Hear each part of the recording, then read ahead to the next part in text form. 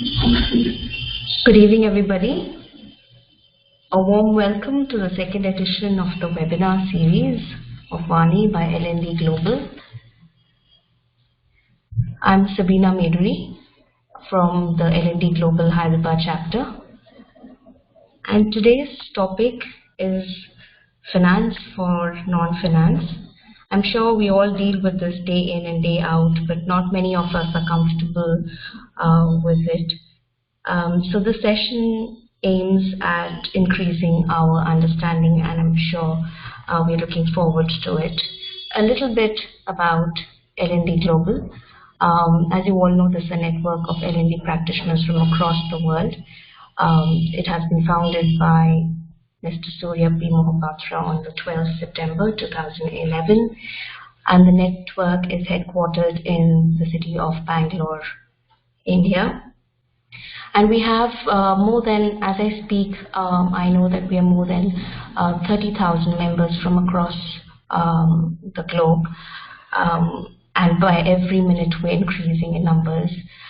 And in India, the local chapters are present in Bangalore, Delhi, Mumbai, Kolkata, Chennai, Hyderabad, Bhubaneswar, and Pune.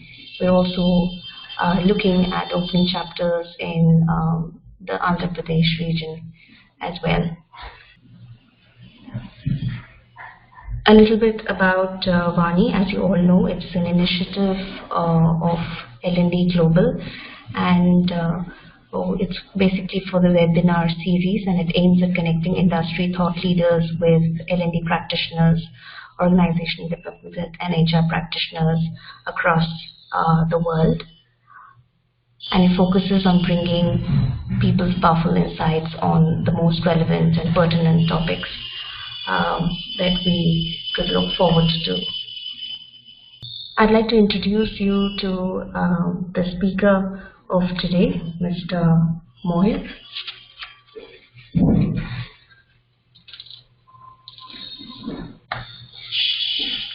So that's Mohit, our presenter for today. Mohit Gupta is a chartered accountant, a law graduate with extensive ITS experience exceeding 28 years post-qualification. He's very strong with finance and accounts outsourcing. He's a subject matter expert and authors a blog on this as well. He has set up and optimized offshore operations for P2P, O2C, GL, R2R, FP&A, tax, transaction processing, and financial and IT help desk support. He is a master black belt in Six Sigma and won a national award for his quality delivery in 2012 from the Institute of Chartered Accountants of India. He has trained over 2,500 people in the last 3 years in various levels of finance, team management, back office setup, migration, restructuring, and Six Sigma. He's also a founder member of the LND Global chapter and holds the post of the honorary treasurer. We look forward to listening to you, Mohit. Please join me in extending a warm welcome to Mohit. And over to you, Mohit, for the presentation. Thank you, Sabina, for the short and quick introduction. So welcome everybody to this quick session of finance for non-finance. Ideally, finance for non-finance is a very interesting subject because this is something which we keep doing almost on a daily basis. And although we do a lot of transactions in relation to finance matters, buying stuff, selling stuff, our vehicles, our properties, etc., our daily needs and everything. But we don't really understand how accounting and finance is actually kind of configured. So in today's session, I would kind of try to cover up a few things.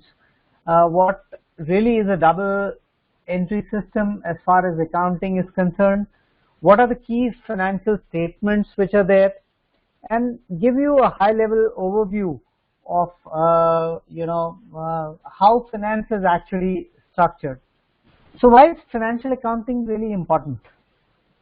if you look at it, at the end of the day, you would really like to see as to what you earned, what you spent, and what you saved. Even as a salaried person, you will end up doing this. If you run a business, you want to know what did you earn and what you lost in any particular defined period. It could be a quarter, it could be 6 months, it could be 1 year, or whatever kind of works for you. You would like to add more and more assets and net worth to both yourself and your organization. And what exactly is their value at periodic intervals? On the flip side, we've been hearing about GST, which is changing a lot of things for all of us. So the government would like to tax you in all possible forms so that they can add more and more infrastructure. So they are very interested in kind of, understanding how you do the accounting and what your status is, especially if you are a big entity. And for various businesses, you would have investors who would chip in, and they would like to earn more and more.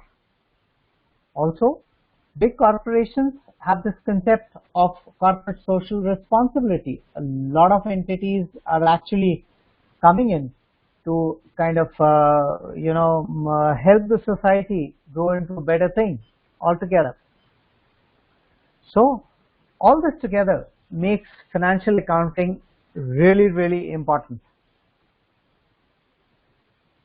To start with, one of the basics of accounting is something which we call the single entry system. A single entry system is nothing but a very simple record of all the financial transactions, maybe just on a sheet of paper or in a notepad or in a notebook or some other place. Now, initially when accounting started, this was the fundamental basis how it actually started. But this is not really used in the business world. It's used by individuals and maybe some very, very small businesses just to maintain a high level structure of what their daily receipts and payments or income and expenditure actually was. On the other side, we have something which is called a dual entry system. Now, what exactly is a dual entry system? The fundamental concept is that every transaction, whatever you do, always has two sides. So let's say you go to the market to buy a packet of chips, you give out some money and you get a packet of chips, right? So both these aspects together have to be kind of recorded in the account books. Now there are three fundamental principles of accounting which kind of states debit what comes in, credit what goes out, debit the receiver, credit the giver, debit all expenses and losses, and credit all incomes and gains. Now ideally, if you look at it, we call these as three fundamental rules of accounting, and the entire accounting is actually based on these three principles. I prefer calling these rules as 6 rules because it is not mandatory to use the same debit for the same credit. So if I look at some entries, let's say my bankers have given me some interest which has been credited to my bank account. So in my books of account, which is debit what comes in using the first principle, I kind of do an entry of 10,000 rupees in the bank account. On the other side, if you look at it, I have the third rule on the credit side, credit all incomes and gains, and interest is an income. So that is where it kind of gets added as an income, and so I have a debit and a credit as well. On the other side, if I am paying some salary to one of my employees, so I debit all expenses and losses. If you see the debit, the last item on the debit side, so salary account is debited, and from where is that money going out? Credit what goes out? That is the bank account. So that is how an entry is kind of created. And this kind of an entry is the fundamental entry which is called a journal entry. As of today, all accounting systems, all ERP systems are actually based on this principle. So when you have hundreds and hundreds of entries, the totals of all debits will always be equal to the total of all credits. Now there are some more concepts in the conceptual framework. There is something which we call the cash system of accounting, and the second is the mercantile system of accounting. So cash system kind of states that transactions will be recorded only when money is exchanged. But that can happen in a small form in a day-to-day life, but for a business that doesn't work. What is a mercantile system? A mercantile system is where a transaction is recorded when two parties agree to give effect to whether or not money has actually been exchanged. Okay, so this brings in a concept of accrual. So I say, okay, I will conduct a particular service for you, and I go ahead and I conduct that service, quote a certain sum of money to you that for this service I will charge you this much. So at the point when I complete the service, I create an accounting entry in my books wherein I say I have provided this service and you are now liable to pay me that money. So this is what the mercantile system is. The money has actually not exchanged hands, but it will eventually exchange hands in some form or the other. Almost all businesses as of today practice the mercantile system. In fact, this is the income tax return season. By 31st of July, you need to file your income tax returns. And if you're doing it by yourself, there is one section where you have to specify in your income tax return whether you maintain your books of accounts on the cash system or mercantile system. So there are a number of types of entries. Like I had mentioned, the first basic type of entry is the journal entry. Now all entries technically are a journal entry only. But what really happens that we can somewhere classify some of these entries into specific segments. The first such component that we know of is the receipt and payment. Then sale purchase is there. Now when we made a sale and purchase, let's say after some time we negotiate with the dealer and tell him you need to give us a discount. So what does he do? He gives you a credit note. Quite often in Big Bazaar and a number of other stores, instead of returning some money, they give you a credit note. So debit notes and credit notes are another important type of transaction which are prevalent in the market. After that, we have something called petty cash. Now this comes from old times where you had these accountants, and what they did was they kept a small sum of money, say about 1,000 rupees, 5,000 rupees or something like that, for petty expenses, day-to-day expenses like buying a cup of tea or something like that. So petty cash is again something which can be classified separately. On the sale and purchase side, you could have returns. You would have purchased something, you want to return it, or you would have sold something and your customer wants to return it. These are again very specific types of transactions which can be recorded specifically in the system. The next item that you see is suspense. Now, whatever you cannot understand becomes a suspense. There was one particular client that I was working for. They were a big insurance company based out of the US. Now this company had a total outstanding from its customers of unpaid insurance premium worth almost the value of $10 million. But when I looked at another section where people had remitted money, but they did not send proper information, so that money could not really get accounted for in their accounts. That money was like suspense, unapplied cash technically, and that amounted to almost like $4 million out of that 10 million.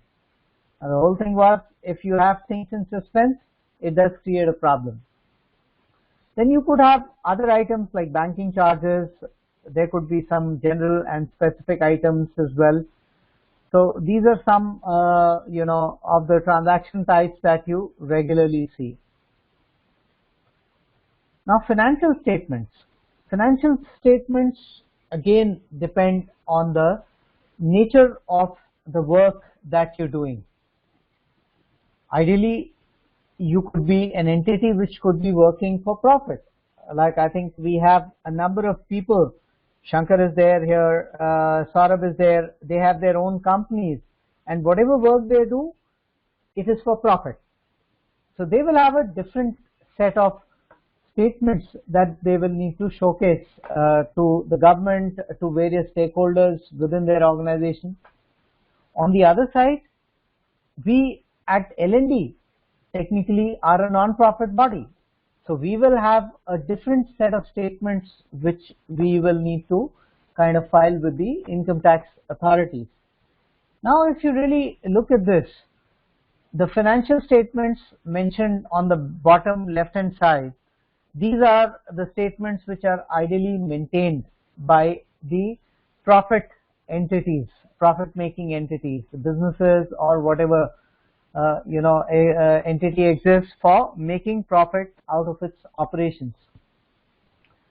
This includes the balance sheet, the profit loss, statement of cash flows, and then disclosure notes and budget and variances are additional documents which some government entities prescribe.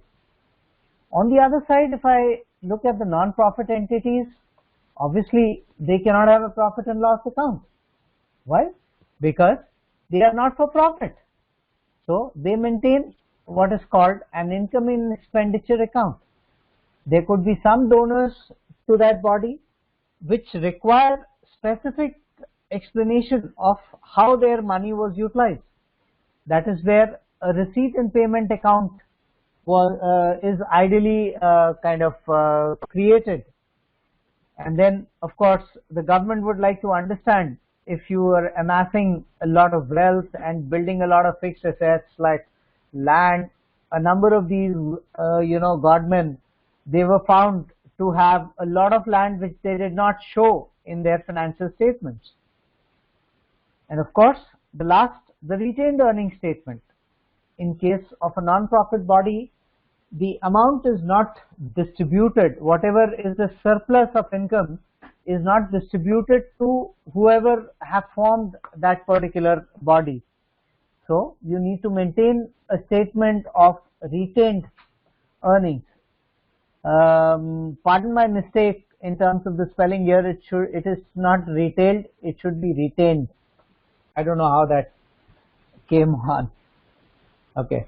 So these are some of the statements which are actually popular.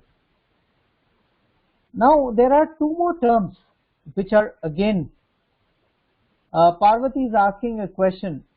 Is it same as not for profit as well?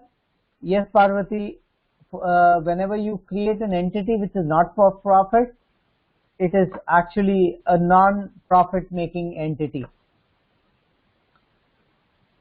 So there are two more terms which are very critical in accounting.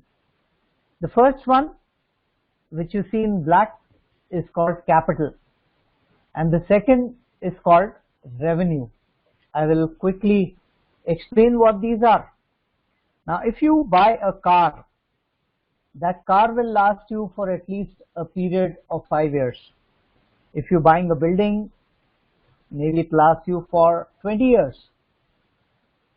So these are the items which are called capital items.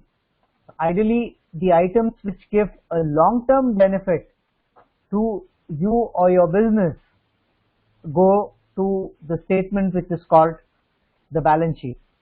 Also, not just on the long term, but any item which is personal in nature is also called of a capital nature.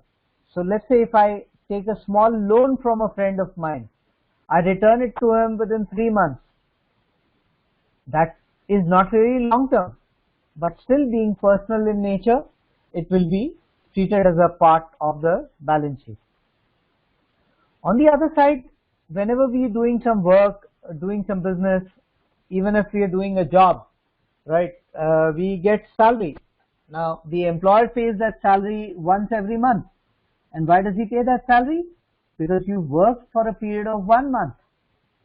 So ideally, there is something which is called short term and long term. And the items which give benefit to the business over a short period of time are called revenue items, except of course if they are personal in nature. So are there any other classifications? Yes, there are. Personal accounts, these are quite popular, related to humans, various people or legal entities like limited companies, private limited, etc., partnership bodies, etc.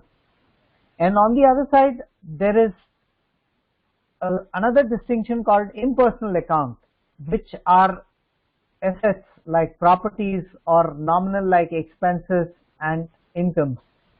Now the first type of accounts, that is personal accounts, will always go to the balance sheet only. On the other side, the items which are impersonal can actually go to either the balance sheet or profit and loss, depending upon their specific nature. This brings us to the concept of the accounting period. An accounting period initially used to have a different connotation for different businesses. I remember when I had kind of just stepped into the accounting world somewhere in the early 80s, I had clients who used to maintain their account books from Diwali to Diwali or 1st of January to 31st of December. So over a period of time, what really happened was that a period of 1 year started being defined as a cutoff point between short term and long term. So the items which have to go to the balance sheet have to give a benefit of more than 1 year, and the items which go to the profit and loss or income expenditure normally are the items which are giving a benefit of less than 1 year. So if you're working for some company, you work for 1 month, and for that 1 month of work, the employer gives you a salary. That salary which the employer pays for that particular business that you're working for, that is a short-term item, and it goes to the profit and loss account. The Indian system, I think somewhere when Rajiv Gandhi was the Prime Minister, kind of defined that our financial year would be 1st April to 31st of March. And that is what we have been following. Although in the US, I know one thing for sure, like HP closes its financial year every October. So 31st of October is the ending date. Their financial year starts from 1st of November and ends on 31st of October. So that's the cycle they maintain. But that 1 year period kind of remains constant. Technically, if I look at it, this is the period where we say that at the end of this period, the books will be closed. I hope you don't have questions on understanding this. It looks pretty simple, doesn't it? And this difference in the period in terms of long term and short term, and of course items which are personal in nature, help us identifying which item kind of will go to the balance sheet and which one will go as revenue item to the profit and loss or income expenditure, whichever is relevant to the entity. Now if we look at the books of accounting, right, we would have primarily two classifications. Rather, I would call it three classifications. So there would be books of the first entry. You spend some cash, you make an entry in the cash book. So this is called the primary books of accounting, where the first entry of accounting is actually made. And these comprise of ideally the cash book, bank book, journal register, purchase and sale register, and a few others as well. What are the secondary books? These are either special nature or kind of end up defining a particular transaction in more detail. Now, in my ledger account, I could have a customer account which could be a summary of all my customers taken together. At the top executive level, the CXO would be interested in understanding what is the total amount which has to be paid by all the customers taken together. But then for a sales team or a team which has to recover money from the customers, they would be interested in details of individual customers, and that is where the subsidiary books come in. Another type of subsidiary book is the ledger, where from cash book you kind of create a T form of statement, wherein for a particular heading, let's say salary or a customer's name or something like that, you keep on summarizing all the debits and credits and come up with a net balance for a particular head. I'll just explain that in a while. To understand how a ledger is actually made, we need to understand the concept of posting. Now, if you look at posting, ideally there's one journal entry which I have kind of mentioned, computer equipment account debit to cash account, which means I have spent some money to buy some piece of computer, let's say a laptop. Now, during the year for my business, I might have bought 10 laptops. To some people, I might have paid in cash. To some people, I would have kind of paid through my bank. And in some cases, the money would still be outstanding. I would have just recorded it on an accrual basis. Now, what really happens here is we try to kind of use these headings to summarize the totals under each heading. This is what is called posting. So if you are entering payments on the payment side of the cash book, the debit needs to reflect in the computer equipment ledger. Ideally, in case of computers, ERP systems and all you need to do is to kind of put all these entries in a database and sort them based on the ledger heading, or maybe a ledger code. There could be a code right before the ledger heading, and that could kind of help in terms of setting things, sorting things and summarizing. You could do subtotals under each heading, and that's how you could create a summary and a ledger as well, which shows individual transactions. Okay. Now, when over a period of time we collect all these balances, and at the end of a particular period, say at the end of a quarter or 6 months or at the end of the financial year, we take all the debits and credits and find the net balance, right? This is called a general ledger balance. When we pick up all the balances from our entire set of transactions, the resultant statement is called a trial balance. Now, trial balance is always on a certain date. So here I have shown you a trial balance of a small business. So there are debit items, there are credit items. If you look at the bottom, the totals tally. And this used to be one big challenge for a lot of accountants in the past because they did everything manually. Even as of today, sometimes due to network errors or power failure and things, the upload from one basic book to a summary, which is the general ledger module in an ERP system, the transactions fail and there are hanging entries which are left behind, and they create these kind of differences, and they're very difficult to track down.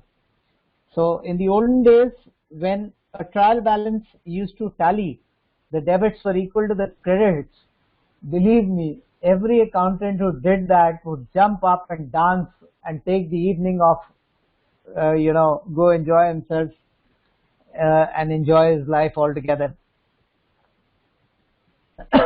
So that's what I said. A trial balance contains all the balances, and the total of all debits is equal to the total of all credits. Before financial statements which I had mentioned above, like the balance sheet, profit loss, etc., are prepared, one needs to ensure that a trial balance is properly prepared. So, what is a general ledger? It's nothing but a summary of each particular account. In some cases, you could have sub-ledgers, and which could give you individual level details for various items in that.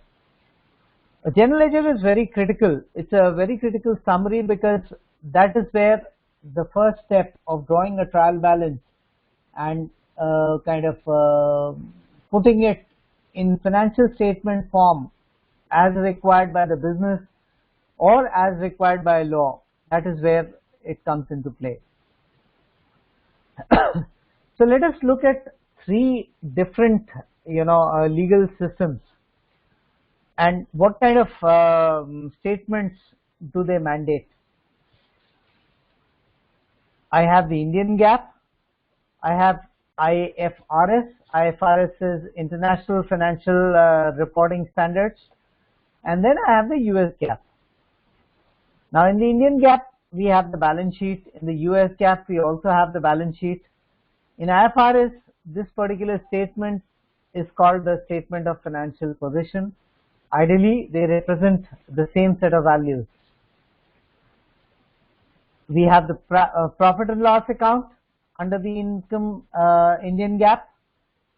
Under IFRS, it's called the Statement of Comprehensive Income, and in the US GAAP, it's called the Statement of Income. The third statement, the cash flow, is kind of common everywhere. Internationally, the statement on changes in equity is very important. Although in our Indian system, whenever we file our returns with the company law board, especially for limited companies, either private or public, a statement of changes in equity is filed, but it is not publicly disclosed. Whereas in case of IFRS and US GAAP, it is mandatory. And then finally, some of the things which are kind of not really covered in these financial statements are reported as subsidiary statements altogether. Let us say what happened sometime in 1998 where PCL chipped in, and a whole lot of computer vendors like Wipro and all, they were charging pretty hefty prices for the PCs which were sold to individuals and businesses. Suddenly PCL crashed. So at that time, companies like Wipro would have given a disclosure statement that we do not know as to what would be the financial impact in future on our profits, but whatever PCL has done will severely impact us. Some of these kind of statements in the recent time, I think we've seen with the management structure challenges in Infosys and all recently. And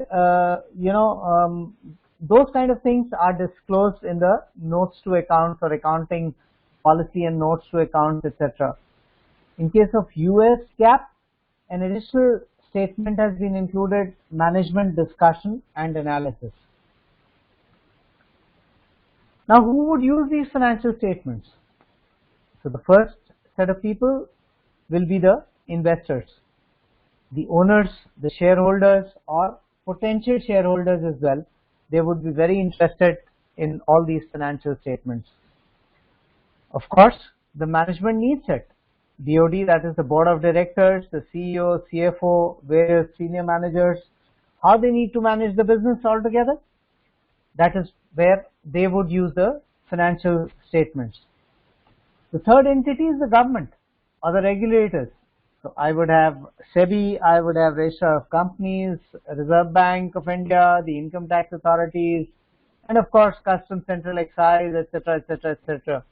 So there would be a number of regulators who would be interested in these financial statements. We would have creditors, various people from which the business has taken a loan or some money as an advance, like the banks, financial institutions. The suppliers would be very interested because they would want to know if they've made a supply, when will they get their money? And then of course you have the customers, the employees and the vendors. All these entities really are the primary users of various financial statements created by various entities.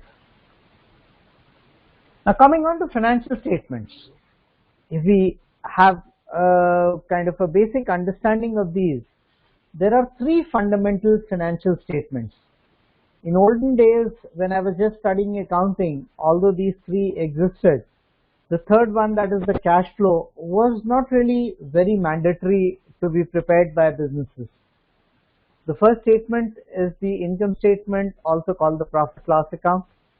Second statement, financial position statement or the balance sheet. And the third, cash flow statement, which covers cash flows. Now let us see what these actually are. A profit loss account or the income statement is a summary of sales and income and costs and expenses. When we do a net balancing act between the two, that is, we kind of reduce the expenses from the income, we get the profit for the period. If the expenses are more, then it is a loss. Now this particular statement can further be divided into two parts, the direct statement or the indirect statement.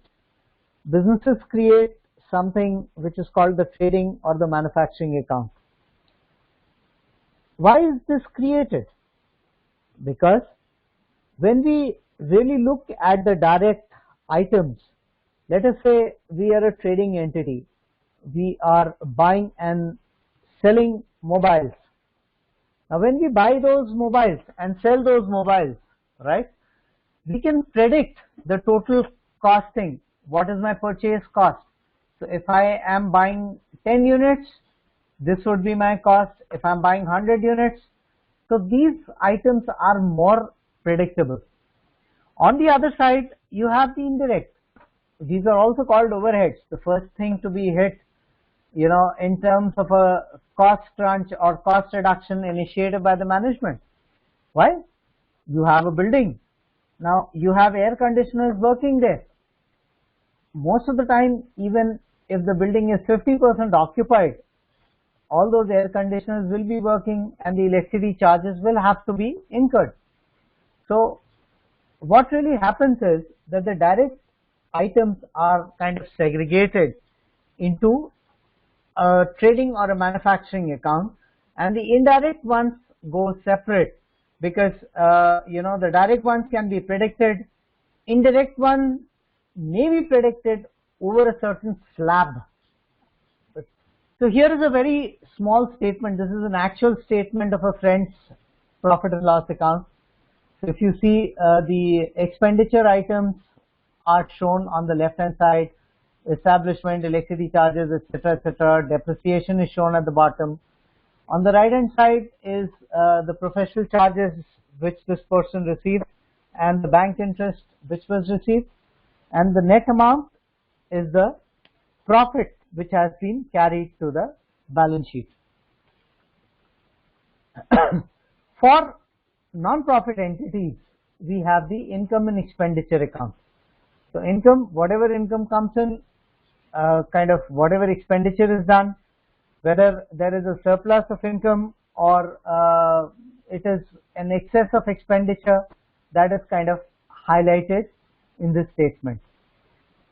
What is the receipt payment account? It is normally created, it's something like a cash flow account, but at times various donors may ask for separate statements. Now these statements, there may be different requirements under various acts or regulatory justifications to it, where these may need to be prepared and filed. Coming on to the balance sheet. So the first thing we covered was the profit loss account, which was all the items which were non-personal and giving a benefit for a short term, that is for a period of less than 1 year to a particular business. The balance sheet is actually a reflection of the owner's standing. So you have a bunch of assets. You could have buildings, you could have cars, your mobiles, your computer equipment, furniture fixtures, etc., etc. On the other side, you would have, owner's funds, that is equity and external liabilities. A very simple equation: assets minus external liability is equal to owner's standing, and this is also called the net worth of the business. On the asset side, you could have fixed assets and current assets. What are fixed assets? Things which give benefit for a longer period, like vehicles, plant equipment, buildings, etc. And these items normally take a longer time to sell in case if the business is to be closed down. On the other side, the current assets will be like cash, stock, debtors.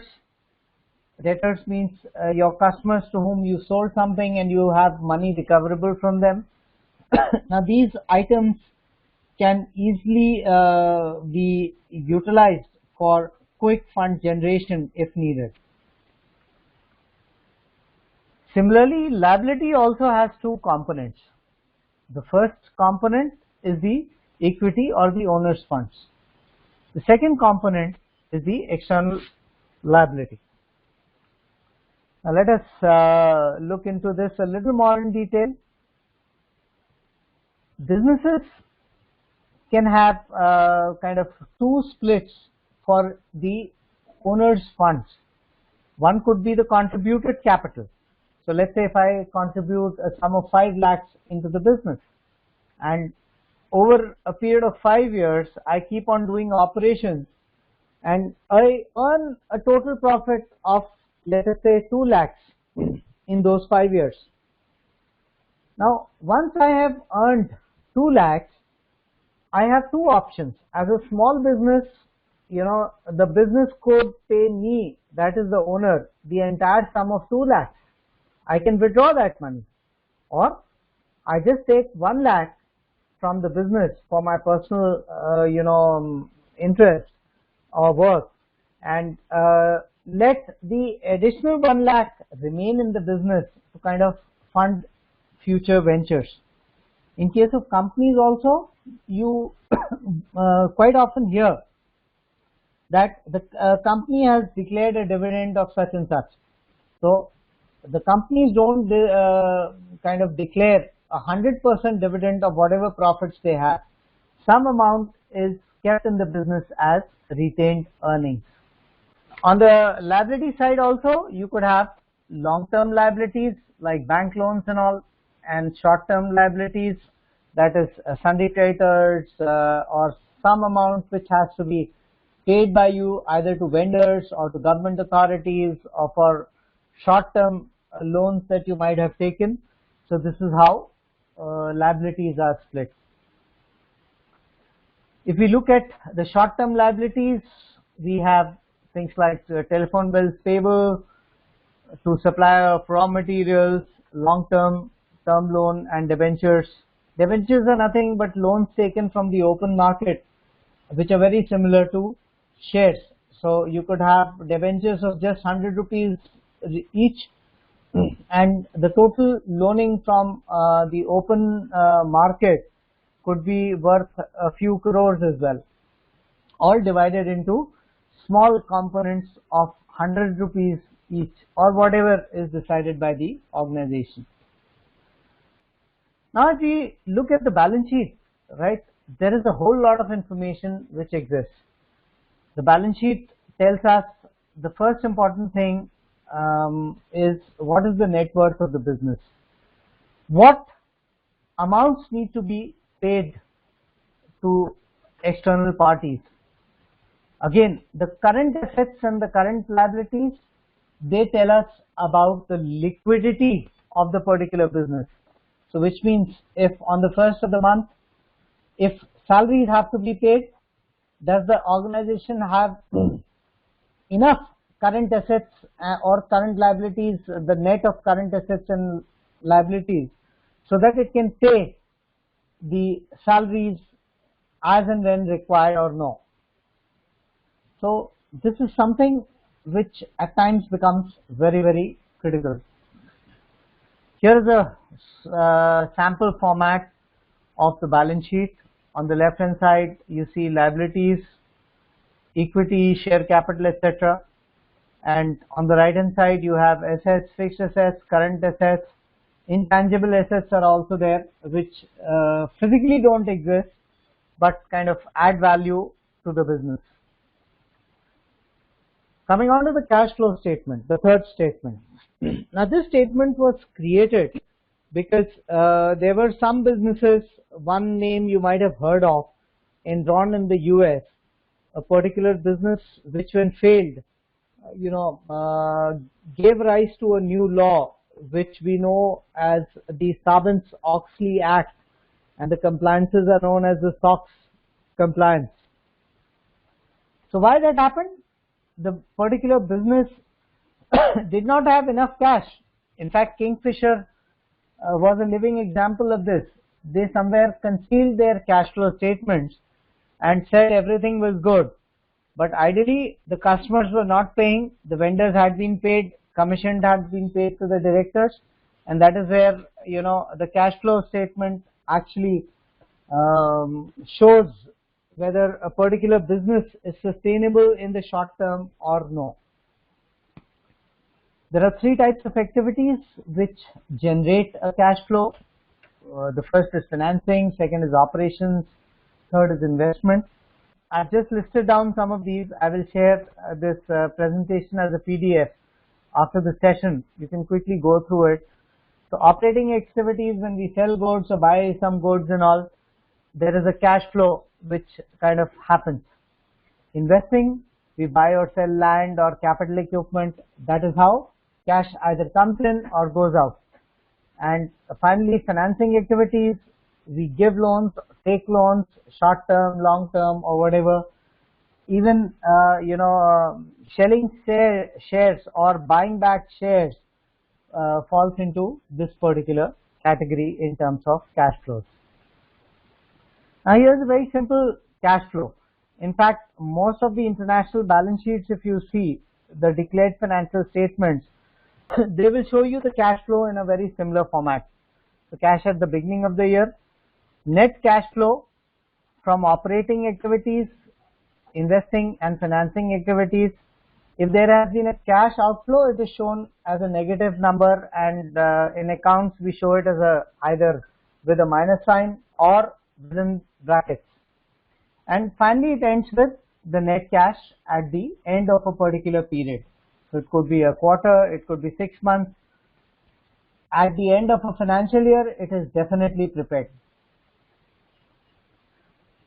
Financial statements are not without limitations. The first important thing is they ignore the qualitative data.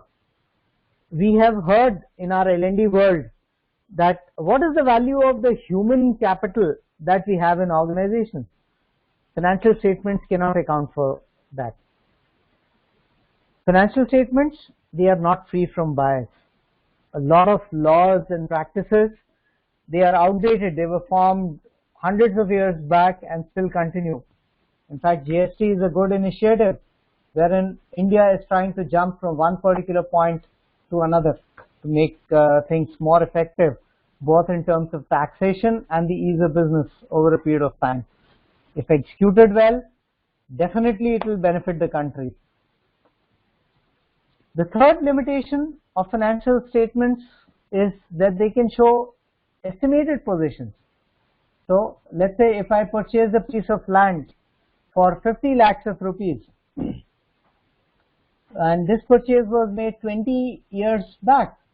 As of today, that piece of land is worth 20 crores. Now, ideally, my financial statements will show that land at just 50 lakhs. It will not take into account the inflation changes or the time value of money. That is where it can show estimated positions as well as miss out on the time value of money altogether. And of course, when as a CA, once I was asked, what is 2 plus 2? I responded back to that particular client, sir, anything you want. So there is always a danger of window dressing. Creative accounting comes into play and takes things, into a different sphere altogether. Financial statements are a presentation of historical data. So limitations will definitely exist. I'm very near to the end of the program. Today's session conceptually included these concepts. Ideally, when I conduct these programs for various, businesses and corporates, I cover up a lot of things. The program starts from a 2 full-day program, goes up to a 4 full-day program, depending upon the client's needs. So I've just listed down some of the things that are covered in the full-blown program, which includes not just the concepts and the financial statements, but like what Parvati had asked, that component gets covered in financial analysis, the ratios, how do you understand what is the strength of the organization, what is budgeting, forecasting, how do you cost and price your products, how do you fix the basic cost to a particular product.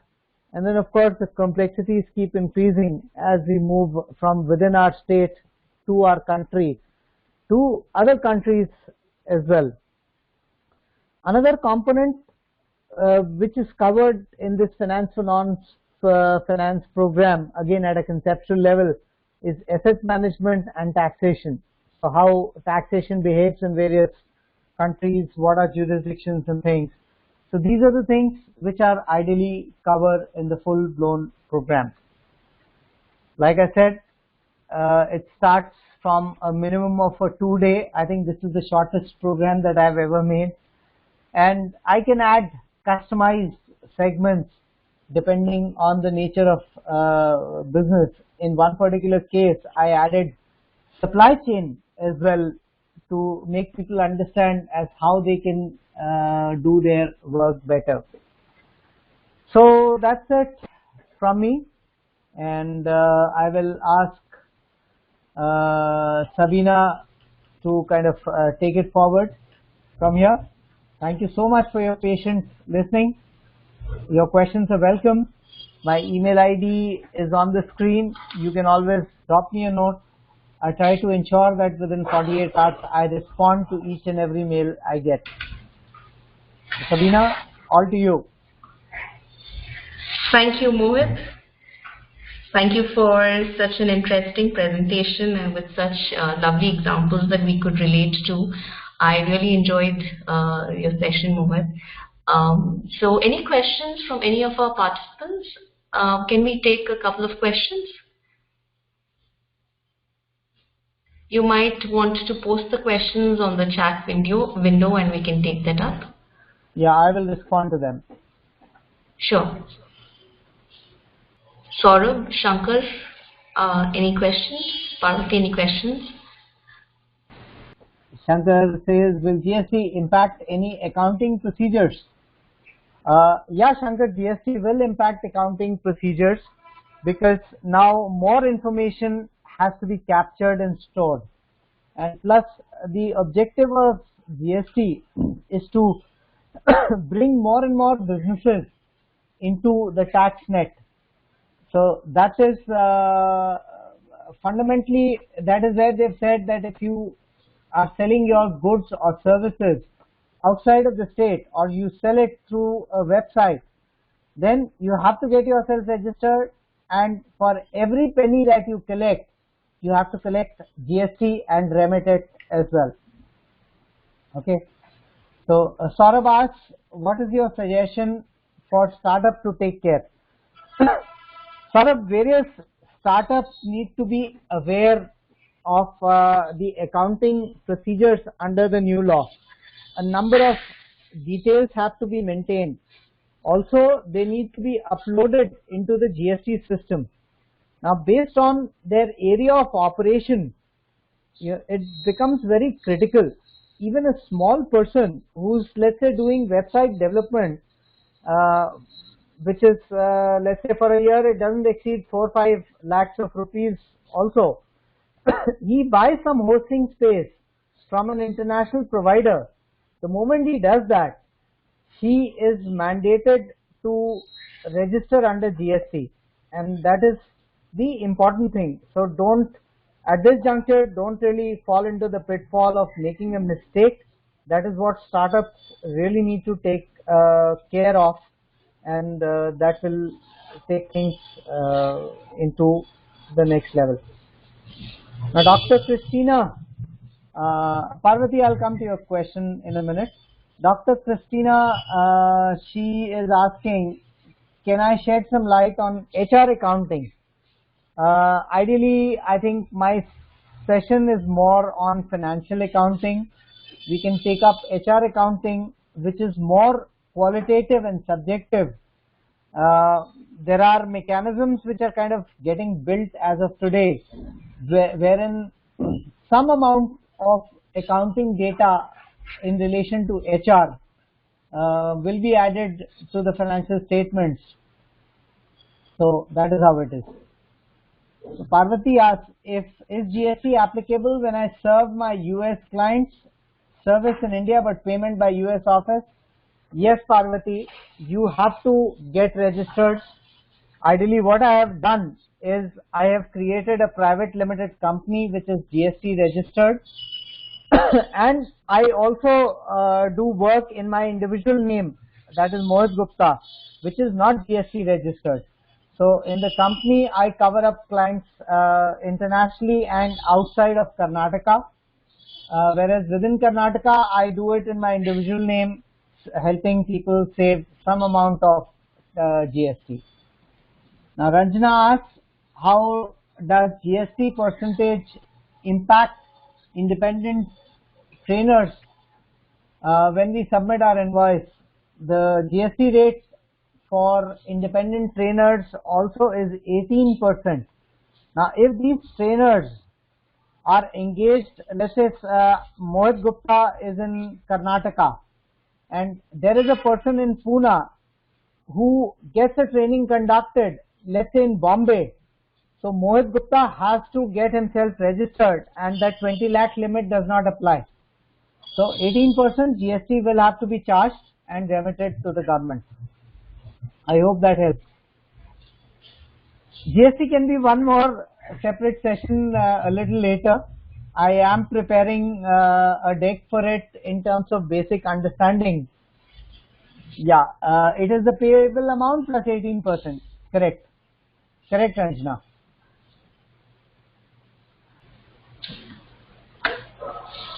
So folks, any more questions?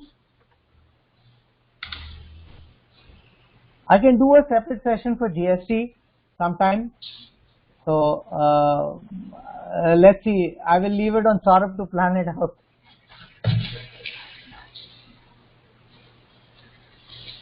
If you have any more questions, you can drop me a note. I will respond to you surely.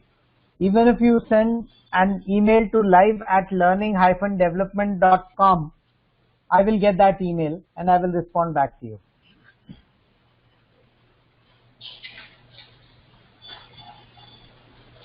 So Sabina, over to you now. Sure. Q&A is over. So let's move on. All right, sure. Thank you, Mohit. We had a good round of questions. I'm sure there'll be more questions coming along. The recorded version should be available to all of us in some time. We can share that with you. And I'm going to be listening to the recorded version as well because there were some points that I wanted to go over. At this juncture, I'd like to introduce our team Vani. Across different cities. As you can see, we've got Kolkata, Bangalore, Pune, Bhubaneswar, Bangalore, Hyderabad, Chennai, Delhi and USA. So that's the Vani team on your screen. I'd also like to introduce the topic for the next session. So the topic for next session is building high performance teams. And this will be conducted on the 17th of August. 17th of August around 8:30 p.m. to 9:30 p.m. The dates will be available shortly. So it's going to be sometime next month, hopefully on the 17th of August. And the speaker is M. Keshav. He's the founder, CEO of Mantra Consulting. So we will be sharing the details also in our various groups. So you can make note of this, building high performance teams. So that's the next webinar to look out for. Thank you all for your time. Thank you, Mohit, once again for this wonderful session. And we look forward to another session on GST. Thank you and have a good night. Bye, everybody. Okay. Bye, everyone.